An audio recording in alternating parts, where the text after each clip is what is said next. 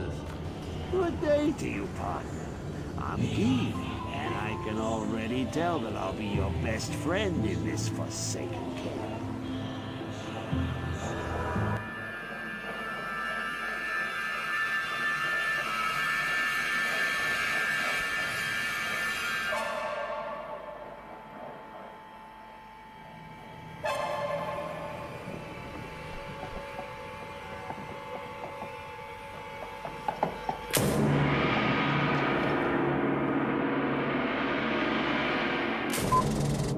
Hey guys, we Solo here, aka the Skeleton King.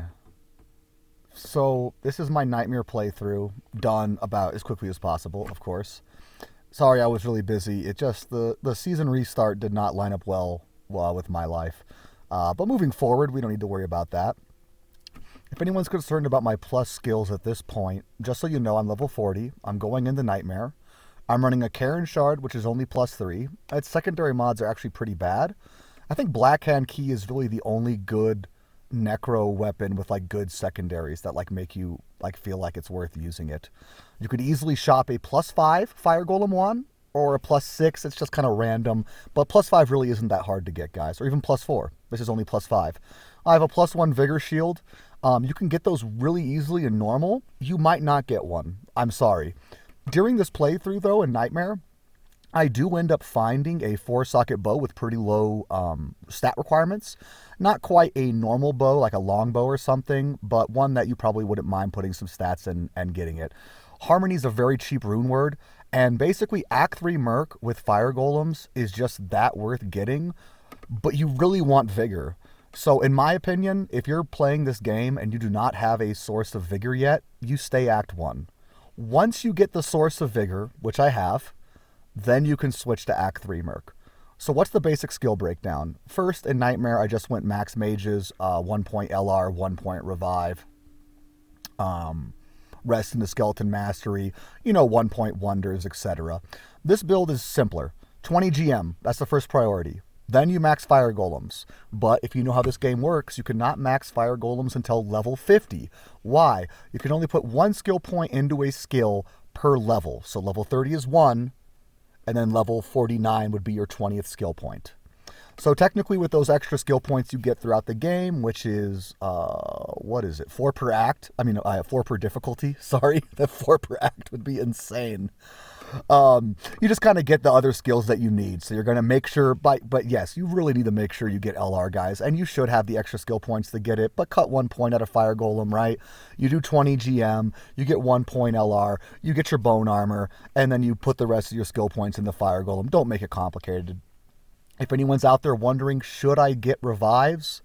Yes. My one problem with this playthrough, well, besides making a plethora of mistakes that cost me time, is that I didn't get revives. I think wasting, 4 skill points now?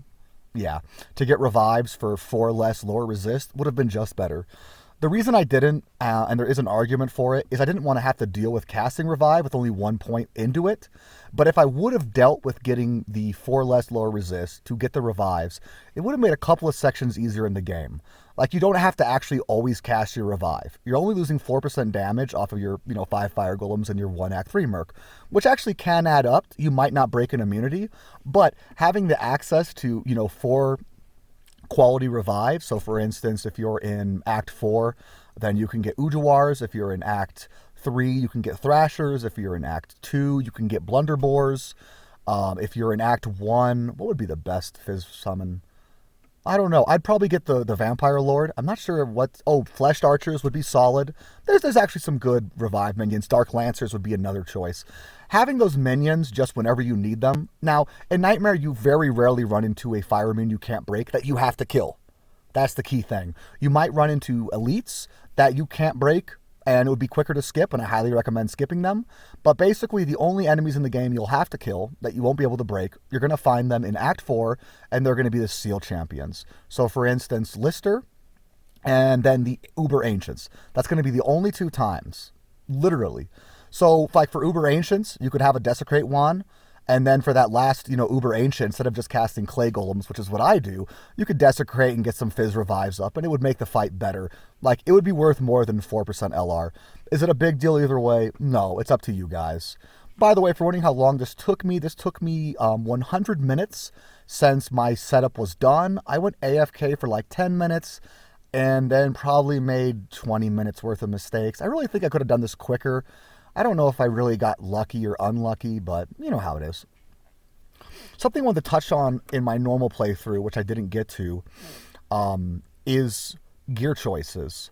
So gear choices can be really act dependent, and I think I actually made some mistakes myself in Nightmare. So for Act 2, poison really isn't that much of a concern. When you want to put on poison reduction is Act 3 or anytime there are Iraqs. Now, if you're not getting hit by the Iraqs, you don't have to worry. But in Act 3, with the cadavers, their poison explosion, or the Iraqs that you'll randomly come across, or all the other, the litany of poison enchanted minions, you want to get a source of poison length reduction. Poison resistance really isn't enough. Now, with a Prayer Merc, it really wasn't much of a problem, which is why I didn't actually bother with it too much. I think I should have anyways.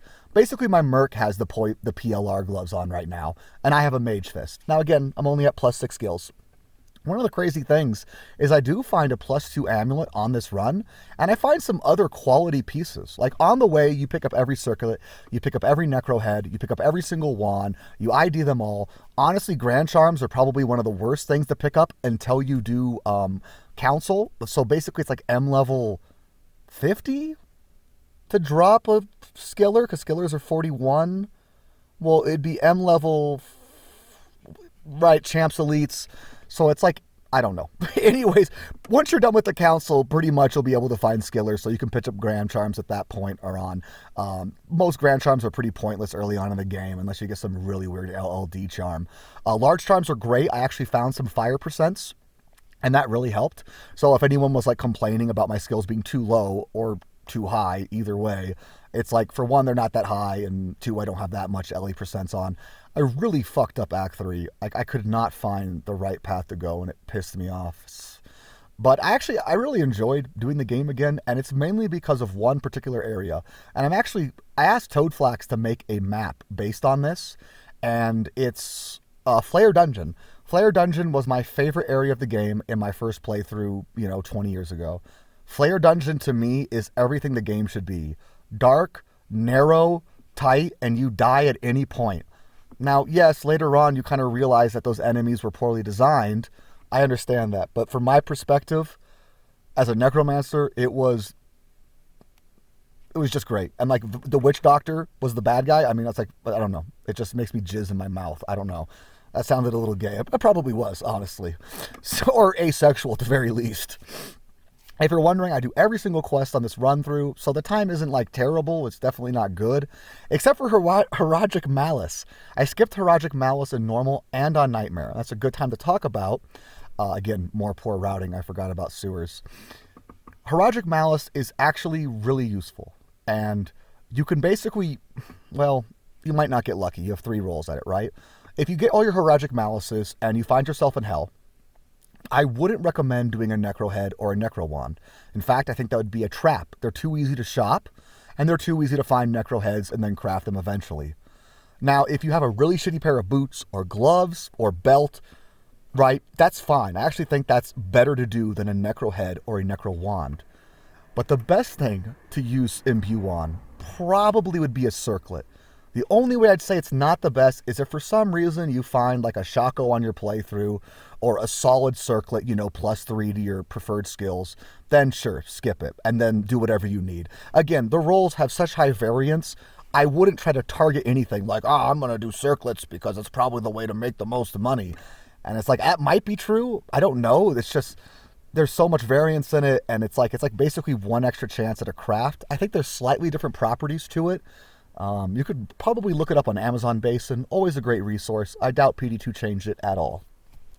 Now we're going into Act 4. I'm finally going to cast Blood Golem and Clay Golem for the first time to help kill Lister, or I don't. Wow, he just dies pretty quickly anyways. So Act 3 Merc is insane. And if you're wondering if it helps me a lot, yes. Basically, if I was you and at this point I still didn't find a source of vigor, which is very possible, okay? I found the Lem rune. I didn't find a Ko rune, which is funny, right? But I couldn't have made Harmony. So if I never found a Colin shield, what I would recommend you do is once you get... that's hard, because then you got to do all of Act 5 without vigor. I mean, you could always just switch mercs. It would probably save time. Basically, for Chaos Sanctuary, it might be worth your time to switch merc to Act 3. Before that, you don't really need it. I think Mephisto's pretty easy to kill with fire golems. Same with Duriel, and of course Andariel, who has weak fire resist. But Chaos Sanctuary in general and Diablo are a little tough. So I would switch to an Act 3 merc and then switch back to vigor, because Act 5 is just really, really long. So here I waste time. I actually had to backtrack multiple times because I didn't have good TP or waypoint management. It's actually a really important skill when you try to speedrun this game. And I ended up doing a quest, and then my friend came and gave me literally the waypoint of the area I was at. He said he would TP, and I said, I don't want to cheat. So this is a legitimate playthrough of the game, legitimate in quotation marks, except I don't do Horagic Malice. There's not really else much to say. I mean, this is really simple to get to normal to hell.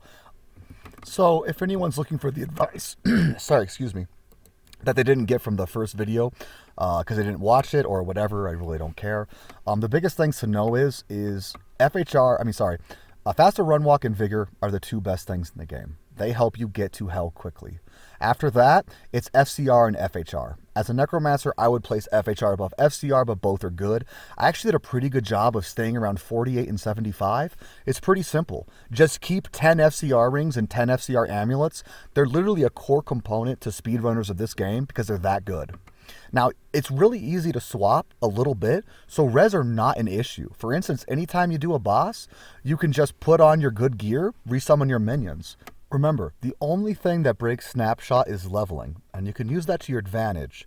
By any time you're about to level, just put on your good amulet. I do in this video many times. Or you could even find a skill shrine somewhere easy to access, like Cold Plains, during your Nightmare playthrough. And if you're ever about to go to a boss and you're concerned, or you feel like the area is being a little too challenging, go back to that skill shrine, put on your amulet, level up, and boom, skill shrine permanently. Skeleton out, guys. Play with us, Daddy.